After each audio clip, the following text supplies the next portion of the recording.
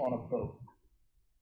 At the start, I forgot. Go ahead. That's okay. The Buddha was riding on a boat, and there was a bunch of other people there, and there was a soldier that was returning from battle, and he was suffering from what we would now know as PTSD.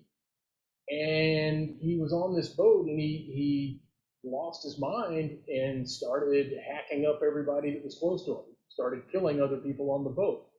And the Buddha picked up a bow and arrow and stood up and killed the guy on the spot.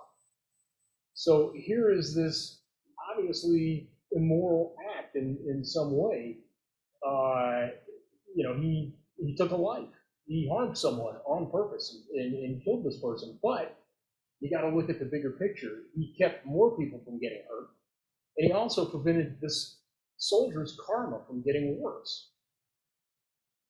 So here we see an example of what seemingly is not moral, but the application of prajna paramita, of wisdom, to really calibrate this, to really figure out what was truly moral and what was not. So the actual most moral thing he could have done in that situation was take this soldier's life.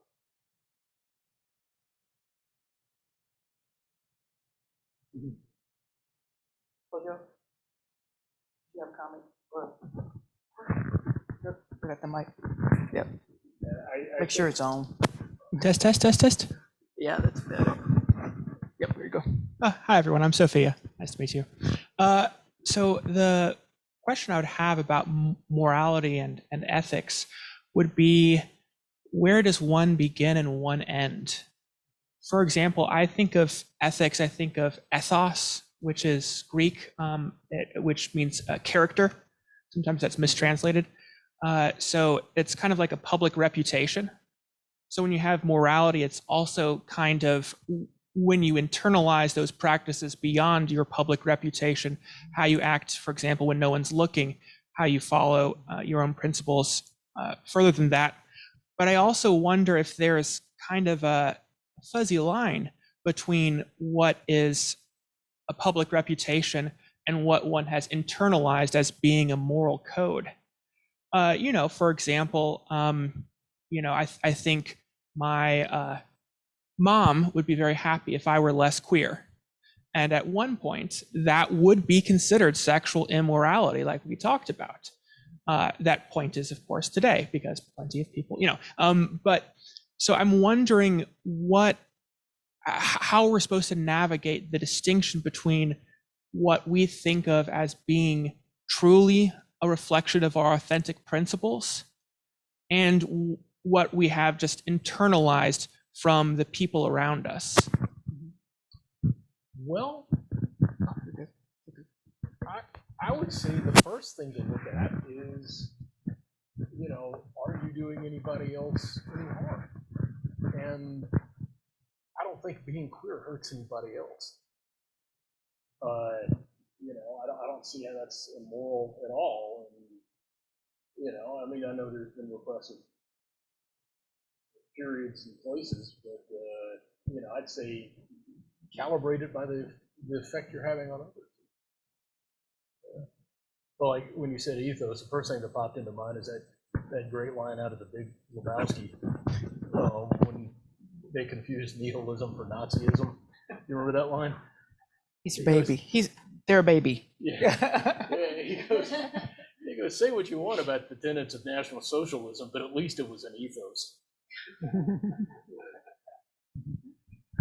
I hear resonances of different things like they're related, like normality or normalcy, integrity, intention.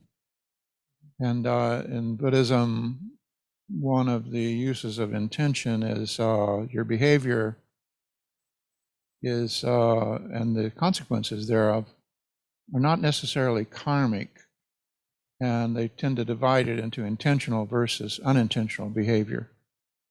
But I think we can, accidentally stumble into injuring others, and I doubt that we get a, get out of jail free card from Buddhism for that.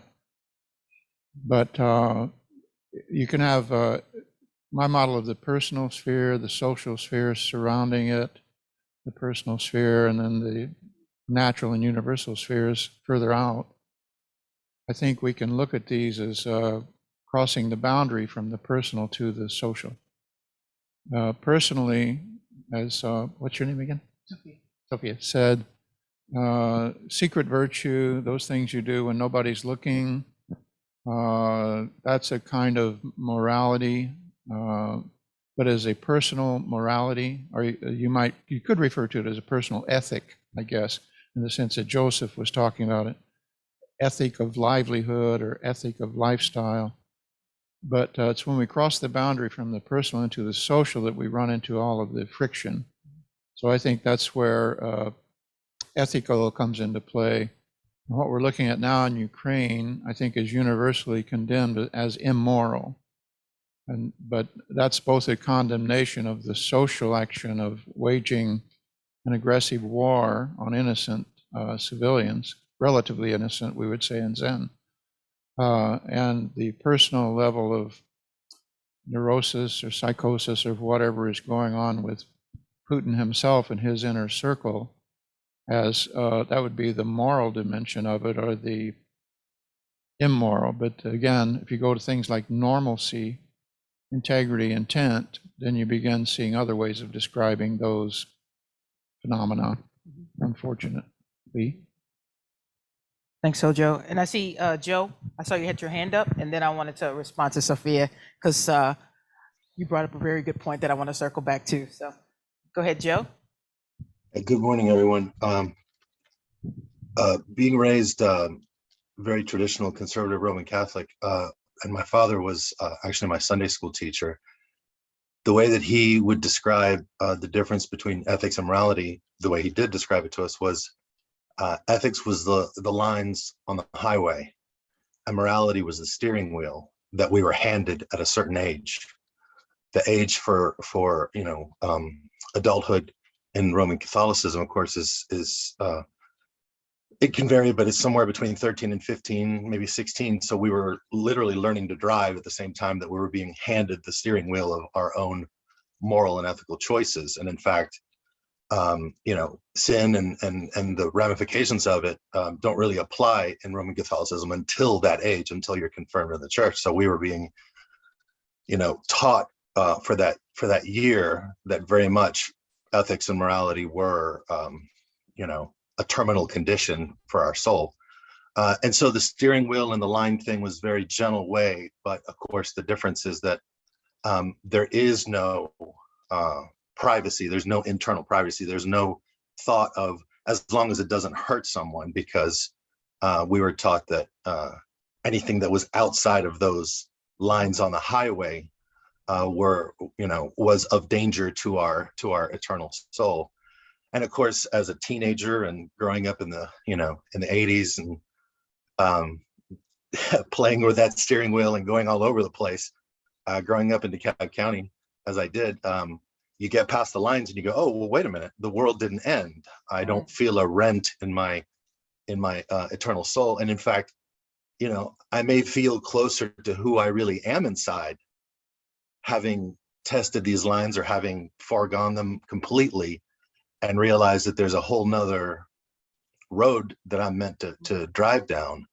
And that was the impetus for me to look at Buddhism for the first time as a teenager, to say, okay, well, wait a minute.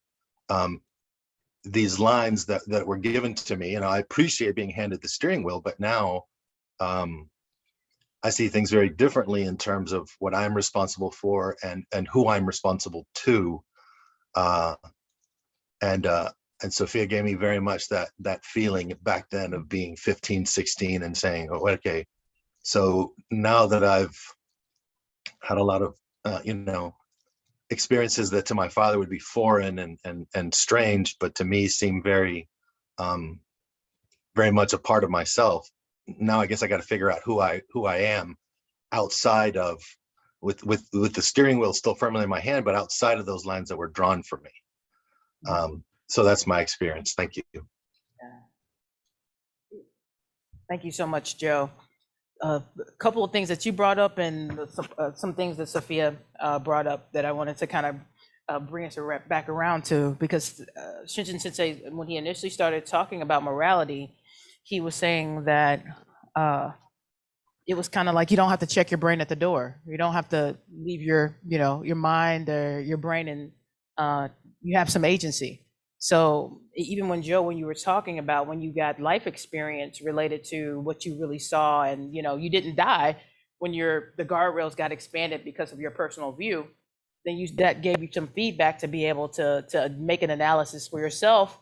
Is this right for me? And that's one of the things that I really appreciate about our teaching and our practices, is it allows you to use your agency, and it promotes your personal experience as a feedback loop that can give you some reference points and some things that you can actually use to evaluate what works for your personal experience. So I found that very helpful. And that's one of the things when I started to practice, which became very important to me, is the Buddha saying, this is or when Hojo Sensei said, this is my enlightenment. So go figure it out for yourself. And if this is working for you, then great. If not, then go figure out what's going to work for you.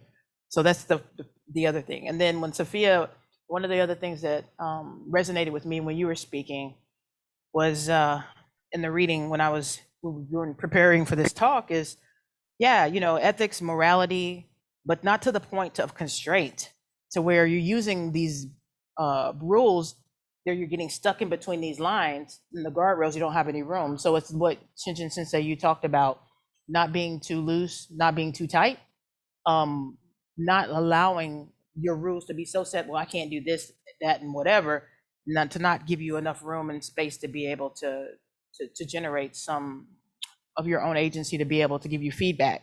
Because in that, with the vow, if we hold them too tight or if we hold them too loose, that's kind of an attachment and grasping perspective as well. Right. I think one of the big differences between Buddhism and the Judeo-Christian traditions is kind of this concept of right versus wrong. Because if we look at the Eightfold Path, it uses the word right, but it doesn't use it in the sense of right versus wrong.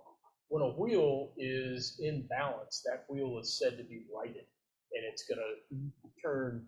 It's going to roll in the line it's intended to roll in. And the other thing is that you've got to keep in mind that the Eightfold Path, each of the paths were given in a particular order, so they build on each other.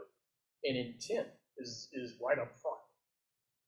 Intent is the second one versus right view. Have a clear understanding of what you're looking at, and then a clear intention of what to do and how to do it. And then from there we go to right thought, right action, right thought, right speech, right action, right livelihood. But intent, as Hojo was saying, is right up front.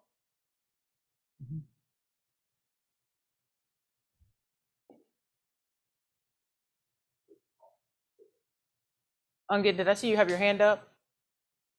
Okay. I was just scratching my beard. Okay.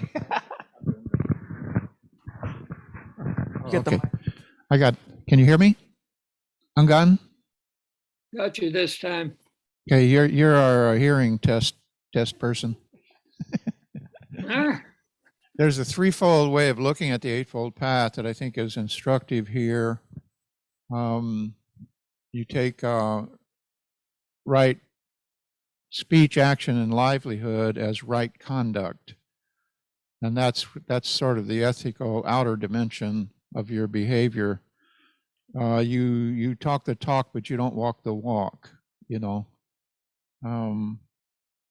Then you have the other three: effort, mindfulness, and meditation or concentration, contemplation.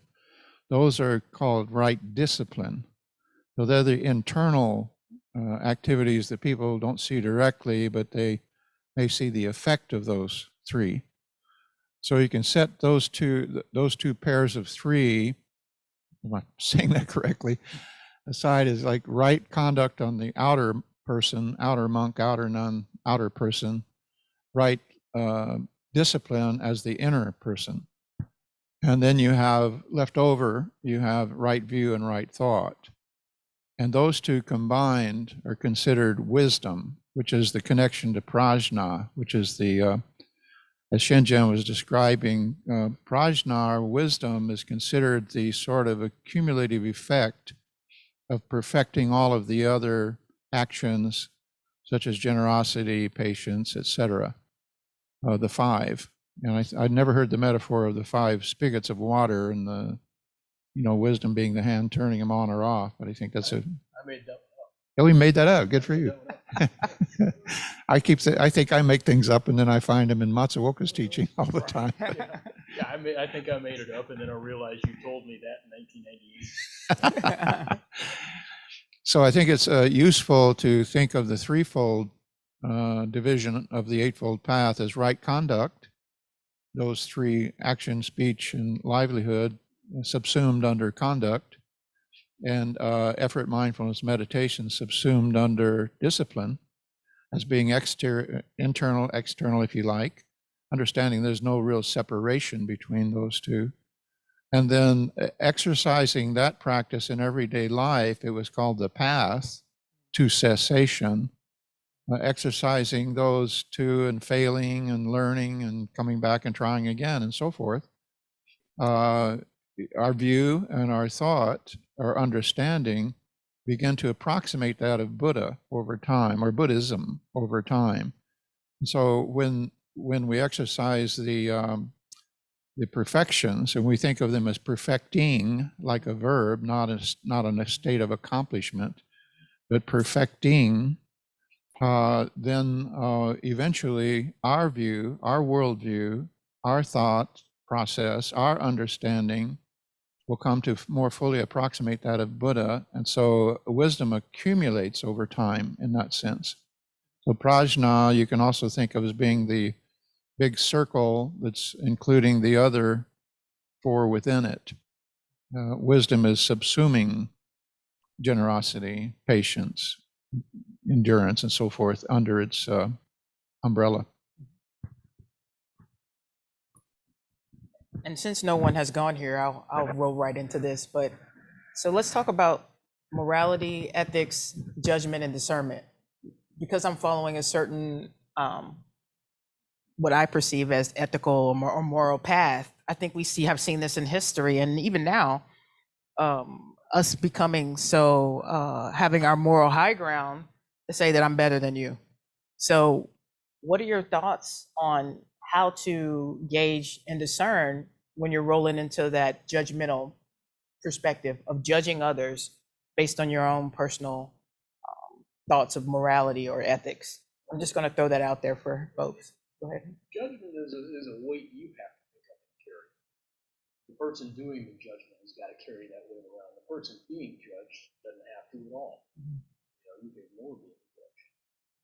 But if you decide to make those kinds of judgments, that's effort that you're expending, and the energy that you're expending. May I actually speak up a little for Ungan's sake? Oh, okay. Does that make sense? I mean, to me, it does. Was it? I mean, for me, it does. I mean, I feel like sometimes we don't even know that we're going into a judgmental category. I mean, and this is one thing when I first started practicing, and see if this resonates with folks. I was so, that was my default. Everything I look at, everything I see, I'm making an instant judgment about it. Oh, I like her shoes. I like the color of that shirt. I mean, what a beautiful day. Can we just look at something without all that extra? So sometimes I think when we're so caught up in our delusive minds, which is just a normal, day-to-day thing for most of us, because there's so much constantly hitting us that I think some people don't even know that they're going into being judgmental. So That's kind of just a defined delusion. yeah, right. I'm throwing that out there, folks. Any thoughts on that? Well, I would have a cautionary statement from the Chinese, where the poem says something like, the judgment brings annoyance and weariness. Well, I was tired So- for sure, Hojo. Yeah, I was exhausted by the time I got to the cushion. I was like, oh my God, this is like we can overdo it. Right. Yeah. Shikak.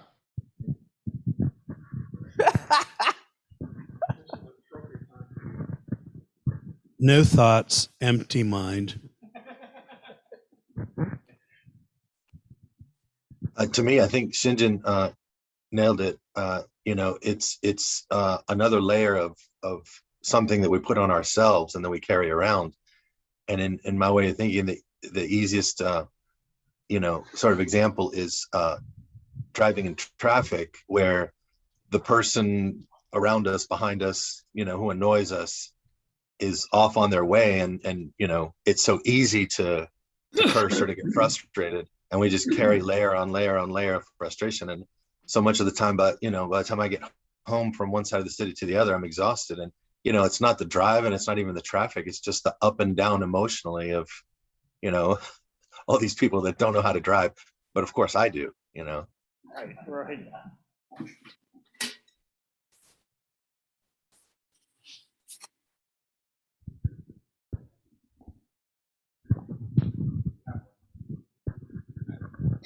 I'm going to tell this badly, so if anybody knows it better than I do, please correct me. But when I was part of a Shambhala group, I heard, I guess it was an ancient story about, two monks that were traveling, and they came to a stream, and there was a woman that was unable to cross the stream. So one of the monks picked her up, I guess to keep her clothes dry or whatever. Picked her up and carried her across, and then they traveled on, and I guess they went a great distance, and finally the second monk was entirely pissed and said, "What, you weren't, that was forbidden. You weren't supposed to pick her up and do that." And the first monk says, "I put her down by the stream. Why are you still carrying her?" And I love that as an illustration of judgment and morality, and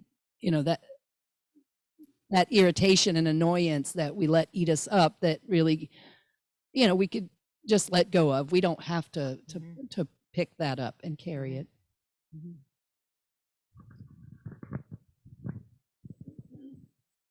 So I heard on this very sacred program called TikTok that someone who was running an improv group that was focused on doing feminist improv.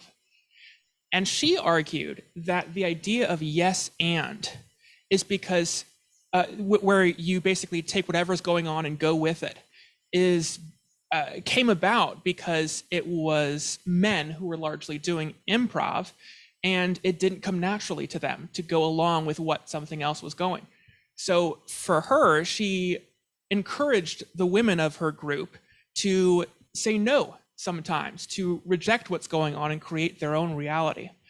I'm wondering for myself, kind of having stepped in a couple different worlds, what the line is between avoiding judgment and allowing oneself to be gaslighted.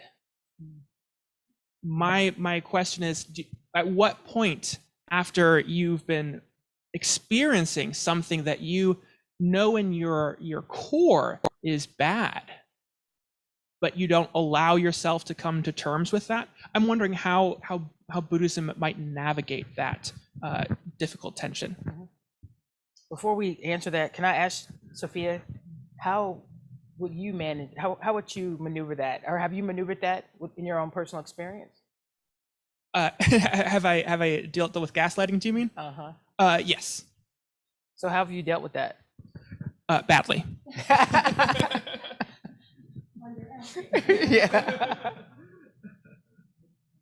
Well, the first thing that occurs to me is that, even though you may have been through these kinds of experiences before, it's not always going to be this way. And I think that's the first pitfall, is to assume that this is how it's always going to be. I think that's a form of attachment. Doesn't mean it's going to get better. It may get worse. Yeah, and it may get worse before it gets better. And it may get better and then get worse again. I mean, yeah, I think that's a really very open-ended, kind of tricky question. And Sophia, you'll start to understand if you practice with it enough, there is no answer. And if you think there's an answer, then that's not it. So this is a constant theme that runs through the way that we practice. So just know that it's a never-ending process. Yeah, and all I would say at this point is keep sitting and it'll come to you. That's all, I mean, we've just met, so I can't speak to your experiences, but keep sitting and the answers will come to you. I mean, they're in there somewhere already. Yeah. But I think with Sophia, the most important thing that you're doing is asking the questions, recognizing what you're feeling and what's arising through your experiences through that. So sometimes when you allow your openness and your vulnerability to, I'm not saying go vulnerable to where you're getting to the place to where it's harmful for you, but at the same time, the fact that you're realizing and asking the questions and what's arising from you in the moment of that allows you to be able to do some self-exploration. And that way, your reaction or your response to that may be different than it was before. Does that make sense?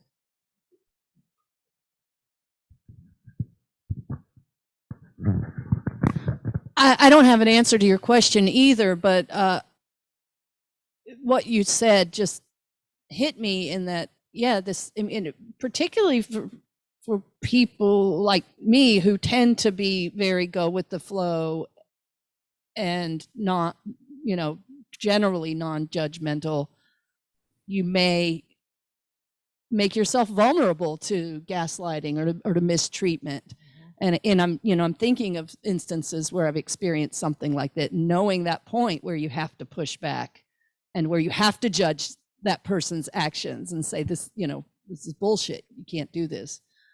So not really answering anything, but going, oh yeah, that's a hard one.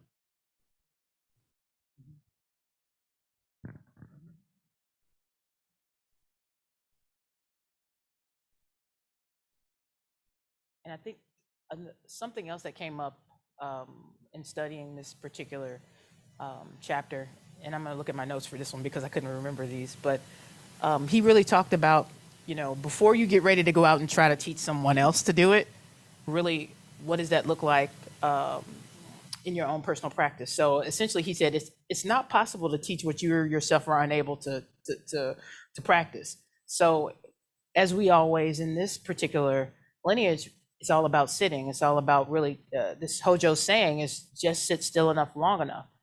And a lot of that, as we are, bodhisattvas, when we take our precepts, when we say we're going to come back and continue to hold and work until we alleviate the suffering of everybody, we realize this is a huge undertaking.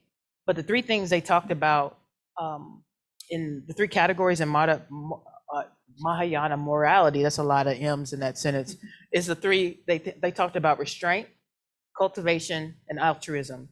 And they refer to restraint, and this is talking about when somebody, becomes a Buddhist, goes along that path, and it talks about the bodhisattva observes the precepts with great care and does this without no thought of reward. So just hold that for a second. So we're actually, doing our practice and not expecting anything from it. So that's one thing that resonated with me. The cultivation, this is like the second level of moral practice, is the grounded in meditation and the concern for mindfulness. And the third thing, when they talk about altruism, that's a dimension of morality that shows the bodhisattva's overarching concern in the welfare and enlightenment of others. So we talked about Hinayana, the first vehicle, which is really when we're sitting here and we're kind of working, on ourselves. But we eventually get to the point to where we understand that really this self can't be a self without other. So like Hojo talks about, if you've seen some of the documentation that he has presented, is about looking at the view of self and how that expands out to society. So that's it comes back around to really holding it, working on it for ourselves, and really trying to investigate what that looks like for ourselves. And then the natural discourse from that is, what does that look like for other? So I'm just going to pause there and see if there are any comments or responses on that. Again, I see the hand. I don't, I don't think I can add anything to clarify this mess, but let me add a little to the confusion. Intentions, we've got on intentions, behavior, and results, which I like very much. He sort of stole that. Intentions are great, but remember the good old Christian saying about the road to hell is paved with good intentions. Your behavior, you know, that's something you can look and analyze, but most of us aren't even aware to a large degree what the effect of our behavior is. If you're being judgmental, what's your intention of being a judgmental? I don't know. And finally, the results, you don't really know if something is moral or immoral or ethical until you see what the results are of your behavior that was a result of your intentions. But even then, when you see the results today may look great, but next year it was a terrible decision, terrible behavior. So everything's just so complicated. I think it leads back to what Mike St. said, that we should sit and contemplate these things, contemplate our intentions, our behaviors, and look at the results. And hopefully we can improve our behavior in the future.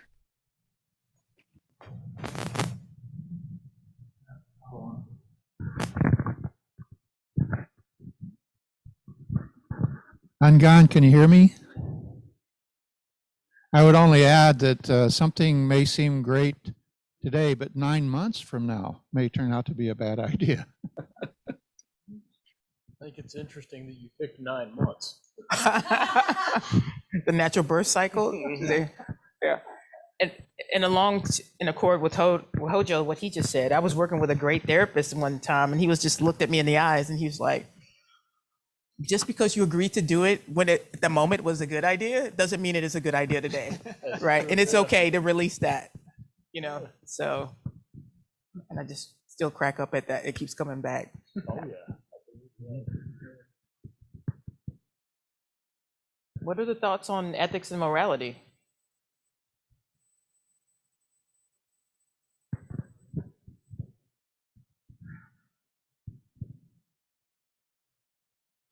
And I do want to throw in, I love Shanti Deva, you know, and Lindy, I hold so great, a lot of the Shambhala teachings with my 12 years of studying there, things keep coming back. And I think I'll circle back to you to say if it keeps coming back up, like I'm actually resonating with some of the stuff that I learned back there. So continue to bring those things back up. Yeah. So Shanti Deva writes what earlier Buddhists could have not written. I love Shanti Deva, and maybe that's something we can, in the future, Shinjin Sensei, bring some of Shanti Deva in there. Sure. Because he wrote a whole thing about what Bodhisattva's activity looks like, and that may be very helpful in the now. But anyway, one should always be striving for others' well-being. Even what is prescribed is permitted for a compassionate person who sees it will be a benefit. If moved to do so by wisdom and compassion, the Bodhisattva is considered justified in breaking the Buddhist rules whenever the situation warrants it. So very similar to the story that you spoke about the Buddha, very similar to what Lindy was saying about, you know, when you were carrying the woman across the river, but really, and it goes right back to what Ungan was saying about what you do in the moment may seem relevant, but when you look back on it, maybe not. But at the moment, all you're doing is what you know to be, from your perspective, the best action. We hope that you have clear enough mind to be able to make a just good decision, or whatever, not good or bad, making the best decision that you can in that moment. So Shanti Deva agrees. So what else would folks like to chat about?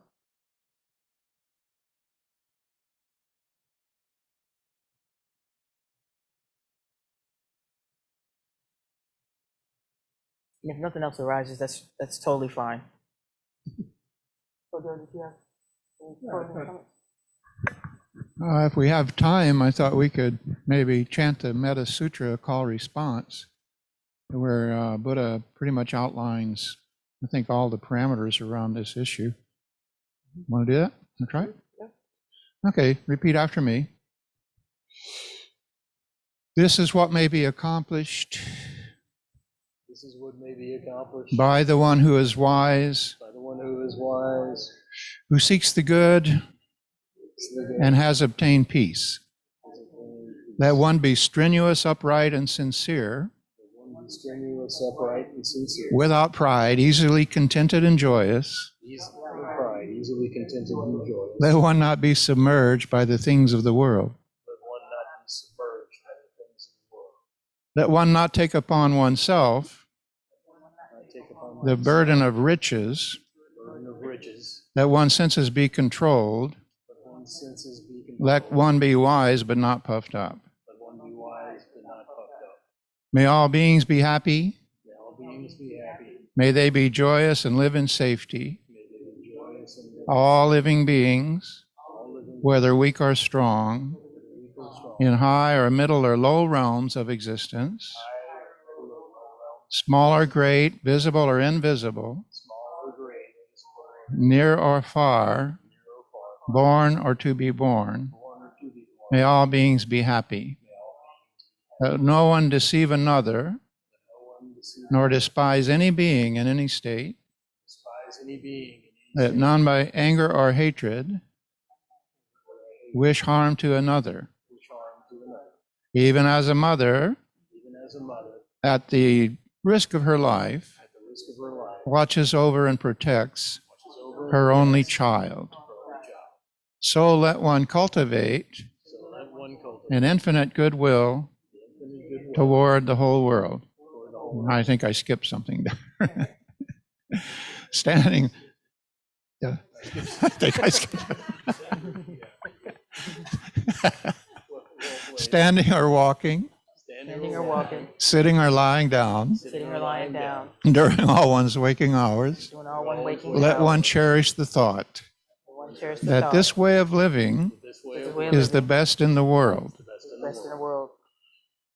world. I think that's enough. Stopping point. Yep. Thank you, Hojo. Shinjin Sensei, any final words? No, I mean, what are you going to say that's bigger than the medicine? That's exactly right. Yes. Again, as always, thanks everyone for your practice in our community practice discussion. Just a bit on what's upcoming in the future. So next month, for our community practice or community share, we'll have Muman Amy Pico come and talk about the Gasho newsletter and share some opportunities and stories there. We try to allow her to, as a part of our community practice, to come in and share where that process is, and that for folks that do not know, our Gasho newsletter is our prison ministry space where we actually post that newsletter twice a year for our inmates.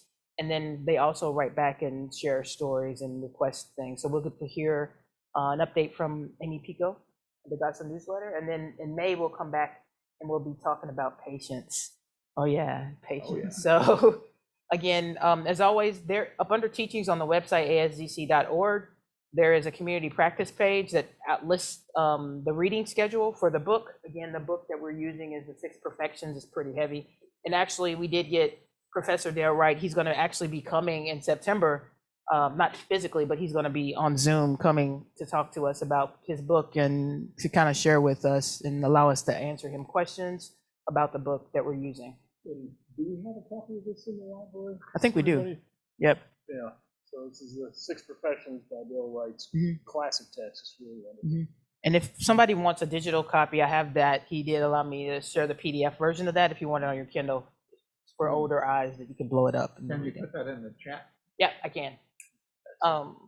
And again, as always, folks, we really appreciate your practice and your presence. If y'all have any questions, again, I'm so excited to see some of the people that sit with me online in the mornings. I have Alan in here, and then Joe. They come and sit with us virtually every morning. So we're just glad to see those folks. Glad to see our newbie. Welcome. We're so glad to have new folks that are actually participating in our conversation. So please make sure you come back and participate. So let me know Hojo Sensei has an item that he'd like to discuss, and then I'll do the Okay, I asked Fusats to send, put in the chat or send you screen share, however she wants to do it. Yeah. A schedule for retreats. Oh, I'm sorry. A schedule for retreats. Just It's Saturday is every second weekend of the month, and Gyoji Robert Atkinson has been doing that for many years. And we invite you to join in person each second Saturday. It's approximately 9 to 4, and we have a lunch break. So wrapping around that, for the sake of our affiliates, as we start to move back into, and for individuals, of course, but for affiliates who want to come here as the training center for sesshin or longer retreat, we are attaching, wrapping around Just Sit Saturday, Friday evening, 7 to 9, Saturday morning, 7 a.m. to 9 a.m., and Saturday evening, 7 to 9 p.m., with a dinner break at 6. And then on Sunday, again, 7 a.m. to 9 a.m. before our regular program here. So it fills in the weekend. So those of you who want to come from out of town or who want to come and sit for a longer retreat and drive home at night, our only issues currently are overnight accommodations, sleepovers, and food. And for the simple version of this, where it's just Friday evening, all day Saturday, and Sunday till noon, it's sort of a bring your own brown bag lunchbox type of urban retreat, or you can go out to a local restaurant and get some noodles if you want. As we back for, again, the sake of affiliates, into Thursday and into even Wednesday or into Tuesday, we can create longer retreats as more and more interest is shown. And for a group coming in from out of town, if they have to drive 6 hours or travel for a significant amount of time, the longer the retreat here, the better. So we're working on all those issues. The first test of this is going to be in April. So the second weekend in April, check it on your calendars, see if you might want to do Friday evening, all day Saturday, and all Sunday morning, and we'll do our best to accommodate you. So for those, for now, the registration page still has the Just Sit Saturday. We may add, tweak the registration page at some point to add this wraparound retreat. But for now, just contact me by email if you want to make arrangements to come. Thank you, Hojo Sensei. And again, as always, we couldn't do this without you, so we're so grateful for the folks that are contributing. And if those are not, if you found value in what we do, please consider contributing as well, ASZC.org. And again, we have morning meditations, evening meditations, book club. I think we just started a new book, Ordinary Wonder by Charlotte Joko Beck. Yeah. That's right. Yeah. Yeah. So that's a great book. It's one of my favorite. Also book club on Wednesdays if you're interested. And again, just so many practice opportunities because as we know, Hojo's saying is just sit still enough long enough. So again, thanks so much. Get ready to do our closing verse. Does somebody have the bell for us? Okay. All right. Just another plug. I've got a new book coming out this year. The Razor Blade. Look for it. It'll be in the fall season.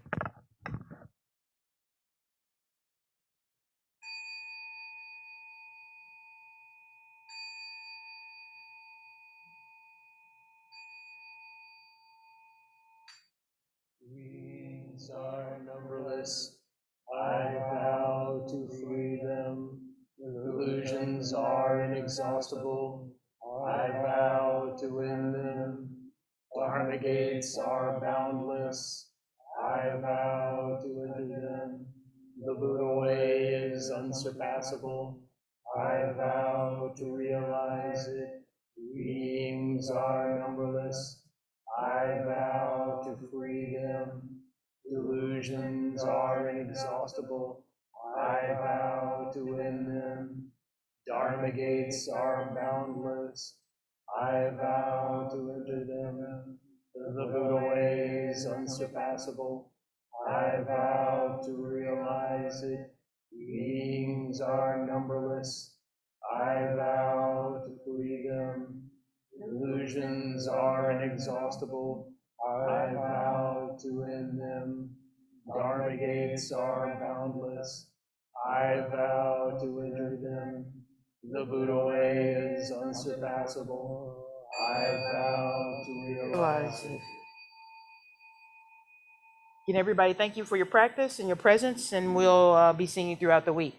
Gassho, everyone. Have a great, safe week.